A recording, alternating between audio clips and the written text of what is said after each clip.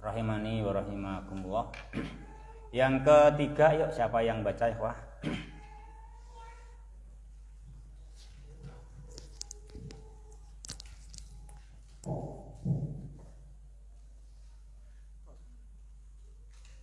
Bismillahirrahmanirrahim.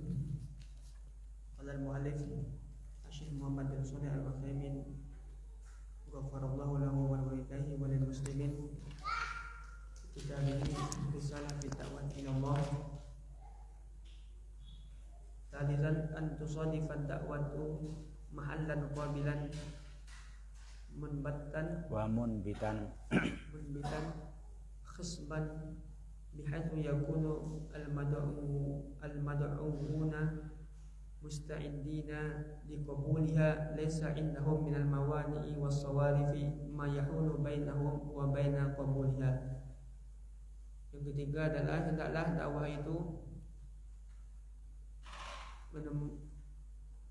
mendapatkan tempat yang diterima, subur, yang mana para mad'u siap untuk menerima dakwah tersebut dan mereka tidak memiliki halangan-halangan yang menghalanginya dari dikabulnya dakwah.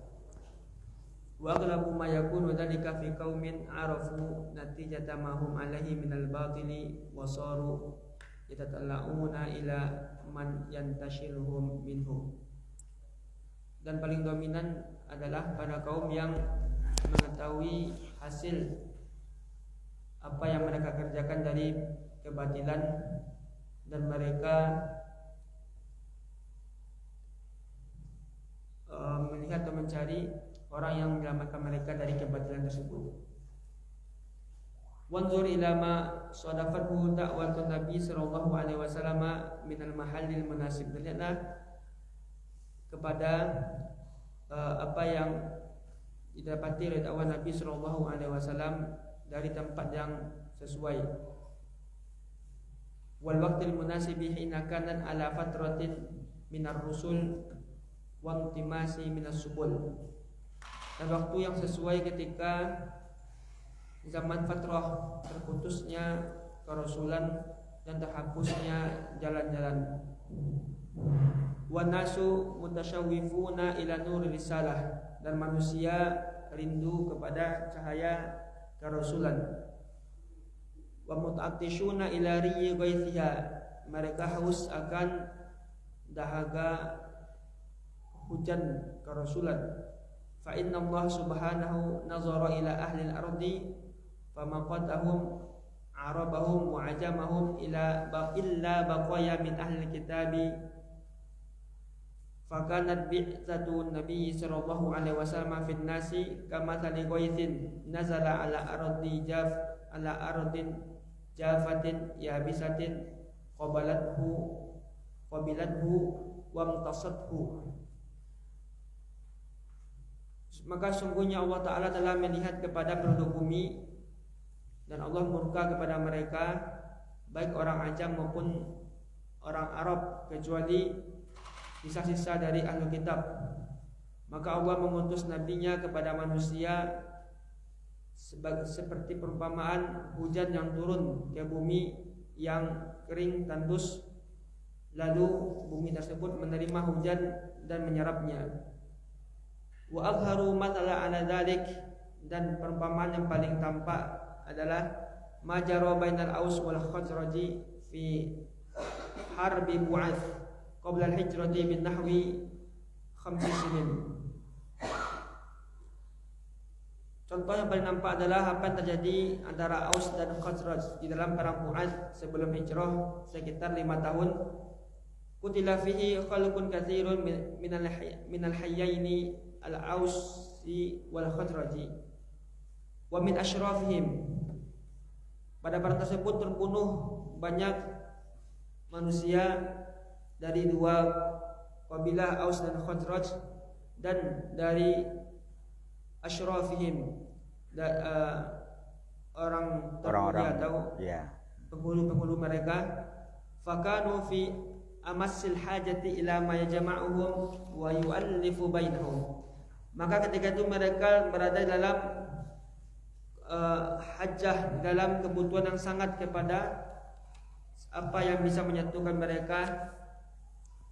Wa fi sahih Bukhari an Aisyah radhiyallahu anha qalat kana yawmu bu'atin yawman qaddamahu Allah ta'ala li rasulih sallallahu alaihi wasallam faqadima Rasulullah sallallahu alaihi wasallam wa qad iftaraqa mala'uhum wa qutilat saratuhum wa jarahu faqaddamahu Allah ta'ala li rasulih sallallahu alaihi wasallam fi dukhulihim fil Islam.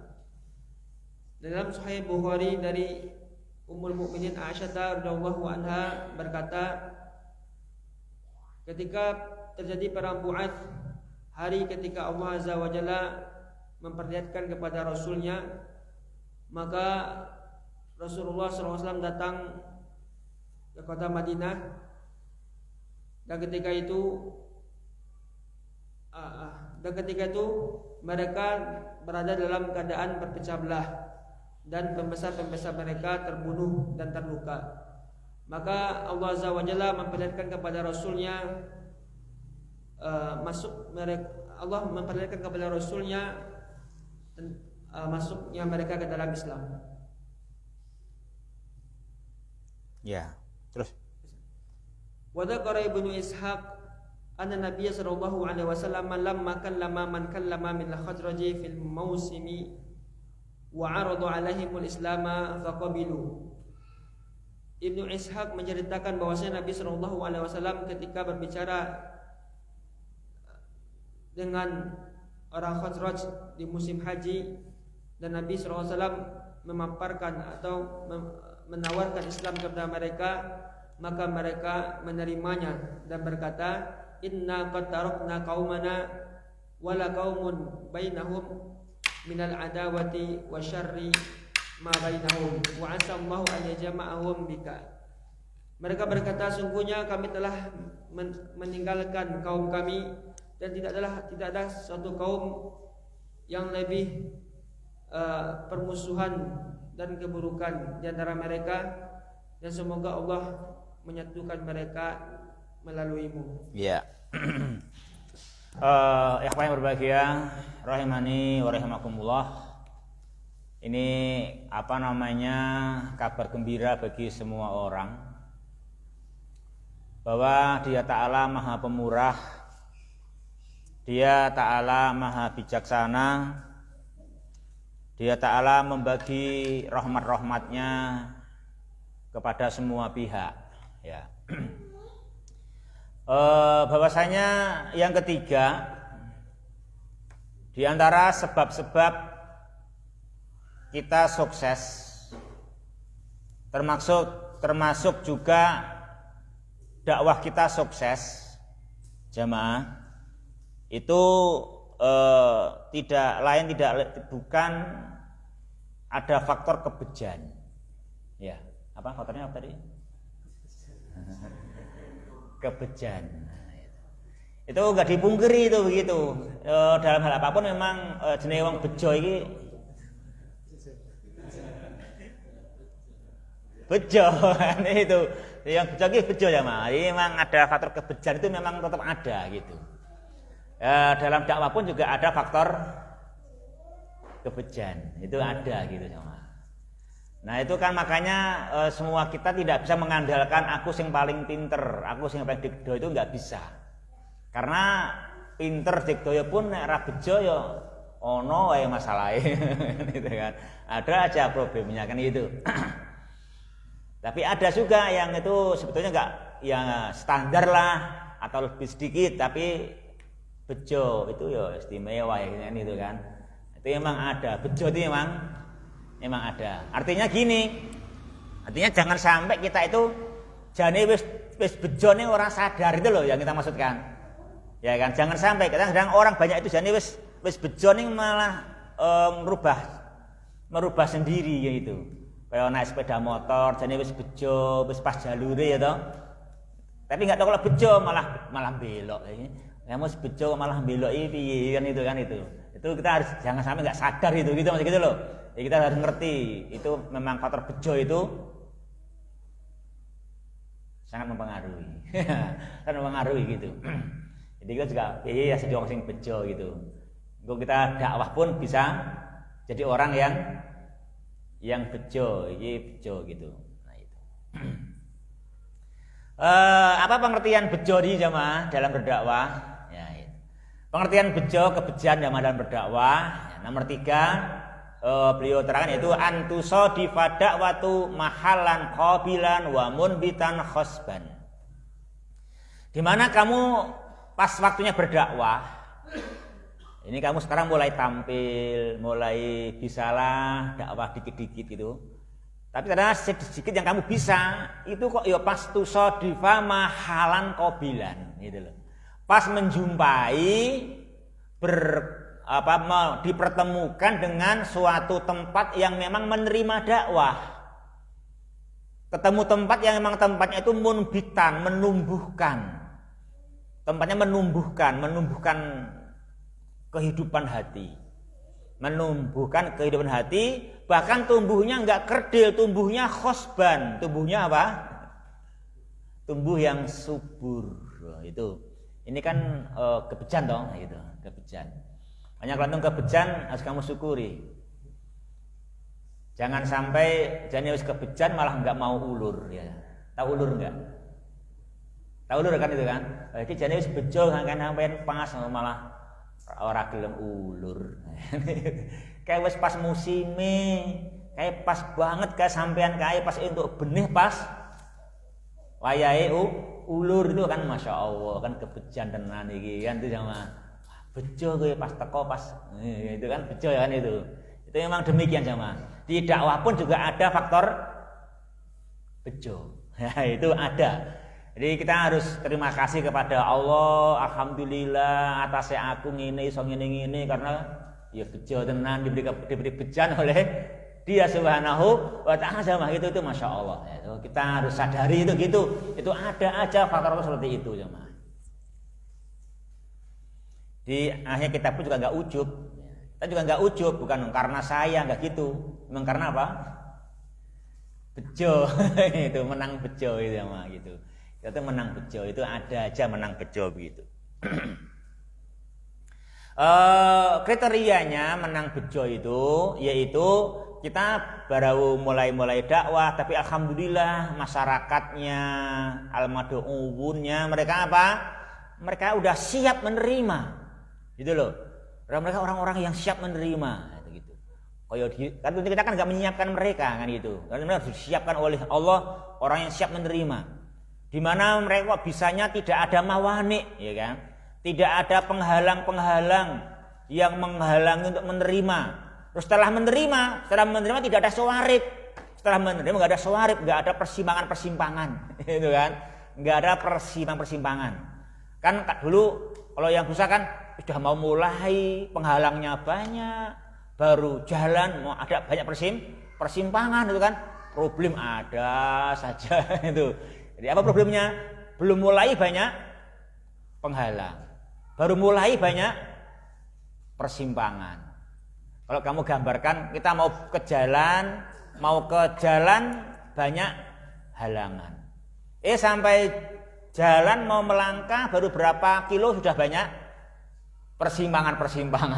Bingung lagi kan itu. Itu namanya ya itu ya gitu. Pinter pun sekualahan kan itu. Kalau orang yang bejo mau ke jalan berangkat nggak ada rintangan, sampai jalan nggak ada persimpangan, terus lancar kan itu kan nggak ada persimpangan itu kan cepat segera sampai itu. Nah, ini itu ya ikhwati fillah yang berbahagia rahimani wa rahimakumullah. Nah itu faktor penting juga, faktor penting. Makanya antum kalau ternyata antum di daerah yang seperti itu, syukuri itu. Ya, ketemu daerah yang seperti itu, Masya Allah. Dan kamu juga pandai-pandai mencari. Neng kono ketoke musime butuh dakwah. Itu kamu cari itu gitu juga kan gitu. Kamu cari itu sama miku gunung kutho kayak sendiri itu enggak gitu. Juga boleh mencari mana-mana yang sana kadang musimnya butuh dakwah gitu. Sana butuh didakwahi sana itu. Sana itu gersang tapi sekarang mulai siap. Itu kan mulai siap. Mereka adalah musta'idina liqabuliha. sudah ada kesiapan, sana nggak ada mawani, kurang sawarib yang menghalang-halangi antara dakwah kan gitu. Lalu beliau menerang kita apa ciri daerah yang butuh ciri dakwah yang itu adalah apa jemaah? Tadi itu yang kita cari, itu daerah yang bagus itu memang sedang hancur-hancurnya, tapi sebetulnya itu siap betul itu didakwai, gitu kan? Nah, apa cirinya jemaah? Apa ciri daerah yang seperti itu? Kita harus pilih-pilih mana ya daerah yang kan gitu. Nah, jadi kita tuh jangan hanya mikirnya usaha apa ya sing hasilnya akeh ya. Nek ngono kabeh cerdas itu. Ini apa sing prospek ya, ketoke usahane penak engko hasilnya akeh ngono kabeh kok langsung meletik ning ngono kuwi. Nah, itu ya meletik sing iki lho, meletik itu daerah mana ya, itu kalau tak dakwai itu kayaknya nanti mudah dan hasilnya banyak. Itu kita cari gitu loh, kita yang meletik gitu loh maksudnya gitu. Kita harus mikir ke sana juga. Itu ada seperti itu gitu loh. Seperti itu ada, tidak hanya bisnis yang prospek yang ada, juga ada dakwah yang prospek, yang kebejan itu juga ada gitu loh ya. Itu juga ada, kita perlu juga mencoba mencari gitu. Jangan kaku-kaku hanya di sini aja terus itu kan gitu. Ya. Di antara cirinya jemaah, apa ciri situ? Cirinya adalah wa aglabu ma yakunu dzalika fi qaumin arafu natijata ma hum alaihi minal batil wa saru yatatallauna ila man yantasilu minhu. Nah itu, ini cirinya jemaah. Ada ciri daerah yang prospek jemaah. Seringnya itu terjadi kalau daerah itu adalah masyarakat ya, kaum ya, yang mereka itu sudah sadar, menyadari selama ini mereka batil, ya kan?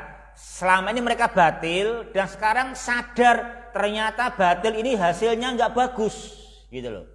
Jadi orang-orang yang mereka selama ini jauh dari Al-Quran, jauh dari iman, jauh dari amal soleh, mendewa-dewakan dunia, ternyata dituruti, diperjuangkan, ternyata hasilnya nggak ada kebahagiaan dalam hati, itu loh, tidak ada ketentraman di dalam jiwa. Nah itu, ciri-ciri seperti itu nanti ciri-ciri tempat yang bagus untuk kita terjun dakwah di tempat itu. Nah gitu.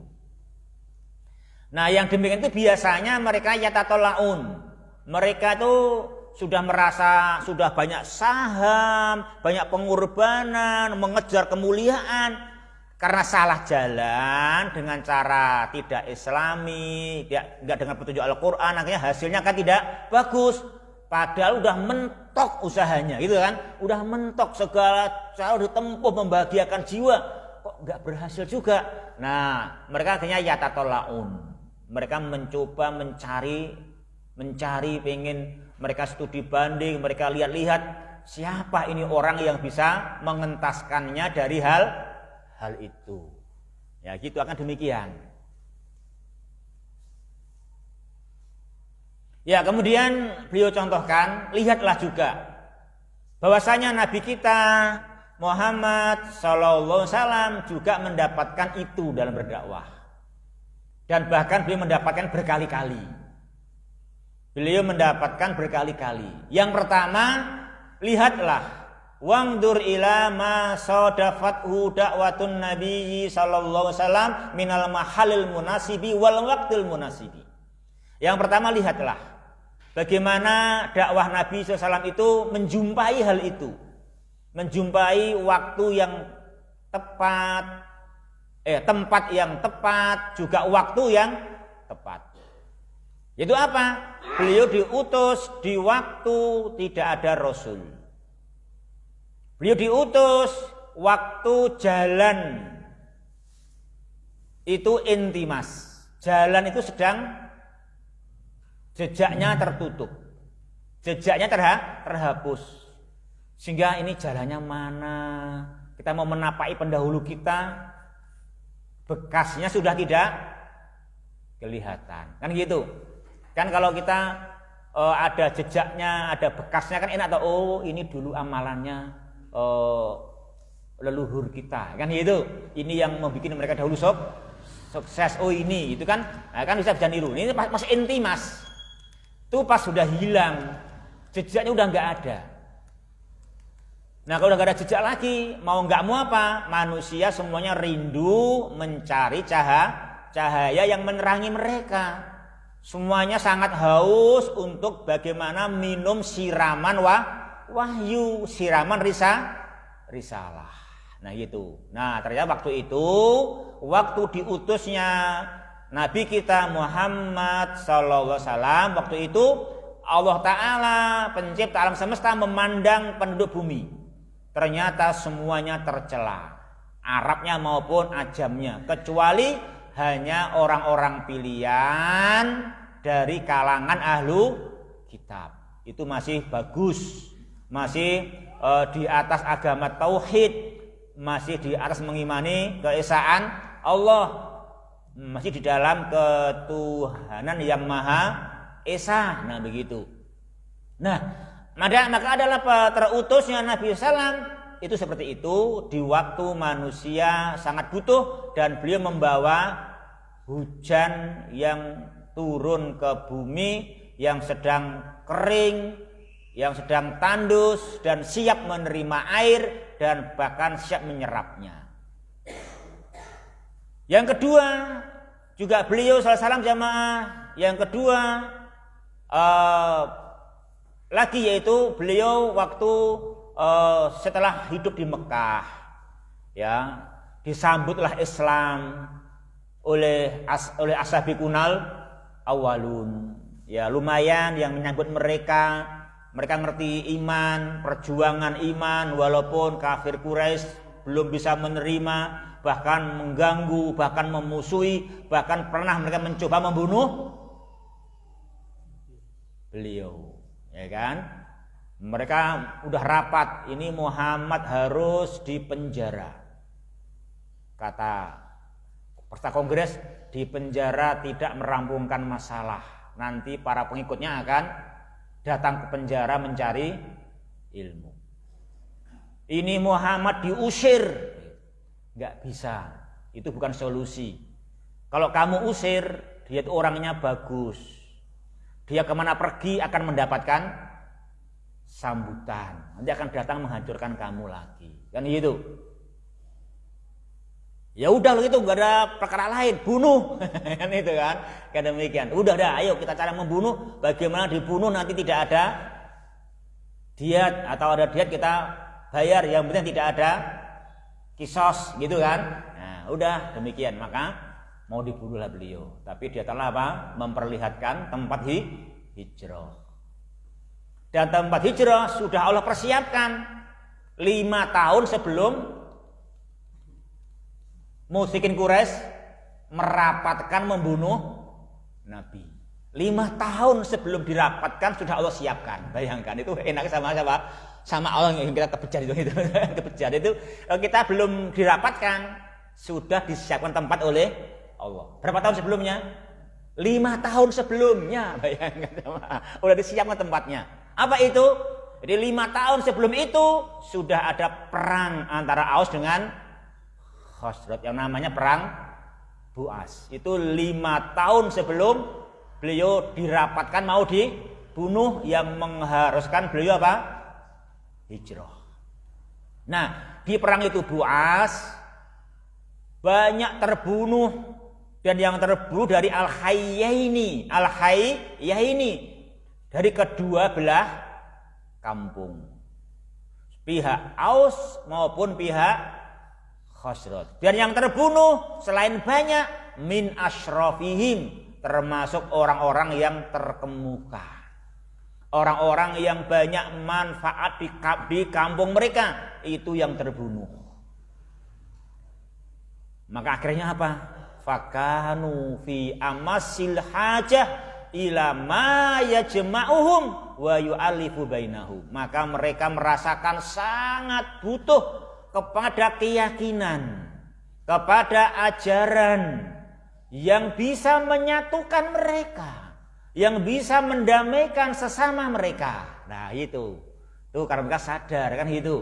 Kita hebat-hebat hanya untuk perang sesama mereka. Semuanya hanya saling hancuran. Ini kita rugi. Kita butuh sosok yang bisa menyatukan, yang bisa mendamaikan, sehingga semuanya yang terkemuka, orang yang bermanfaat bisa mengembangkan manfaat, memajukan negara. Jangan berperang sendiri yang orang yang baik-baik terbunuh. Ya gitu. Nah, ketika itulah dakwah itu akan sangat diterima. Nah, itu Nabi itu hijrah ke Madinah, maka dibela oleh pihak Aus maupun Khazraj. Membela beliau sallallahu alaihi wasallam. Maka dikatakan, sini diriwayatkan melalui jalan sahabat Aisyah radhiyallahu taala anha dalam Sahih Bukhari, beliau menuturkan bahwasanya perang Bu'as antara Aus dan Khazraj itu adalah hari perang yang Allah anugerahkan kepada Rasulnya, yang mana beliau datang dalam keadaan pemuka-pemuka Aus, Khazraj dan juga halayaknya semua berperang, hingga orang-orang yang mulia saratuhum, orang-orang yang mulia terbunuh dan gak sedikit yang terluka. Nah, akhirnya itu semua itu kondisi Allah berikan kepada Rasulnya untuk sebab mereka masuk Islam.